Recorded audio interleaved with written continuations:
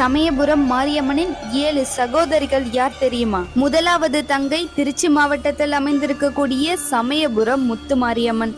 இந்த மாரியம்மன் பல நோய்களை போக்கும் கசப்பு சுவையுடைய வேப்ப மரத்தை கொண்டு தன் பக்தர்களை காத்து வருகிறாள். இரண்டாவது தங்கை திருச்சி மாவட்டம் லால்குடியை சேர்ந்த அன்பில் முத்து மாரியம்மன். இந்த கோவிலில் கண் குறைபாடு உள்ளவர்களுக்கு பூசாரியால் பச்சிலை மூலிகளாலான சாறு கண்களில் பிழிந்துவிடப்படுகிறது. இந்த மாரியம்மனின் சக்தியால் ஏராளமான பக்தர்களின் குறைபாடு நீக்கப்பட்டுள்ளது. மூன்றாவது தஞ்சைக்கு கிழக்கே உள்ள புன்னைநல்லூர் முத்து மாரியம்மன். தஞ்சையை ஆண்ட சோழ பேரரசர்கள் தஞ்சையை சுற்றிலும் 8 திக்குகளும் எண்வகை சக்திகளை காவல் தெய்வமாக அமைத்தார். அவ்வாறு அமைக்கப்பட்ட சக்தியே புன்னைநல்லூர் மாரியம்மன். அம்மையால் பாதிக்கப்பட்டவர்கள் பிரார்த்தனைக்காக இங்கு தங்கியிருந்து குணமடைந்து செல்கின்றனர். அடுத்தது புதுக்கோட்டை மாவட்டத்தில் நார்த்தமலை என்கின்ற ஊரில் அமைந்துள்ள நார்த்தமலை முத்து மாரியம்மன்.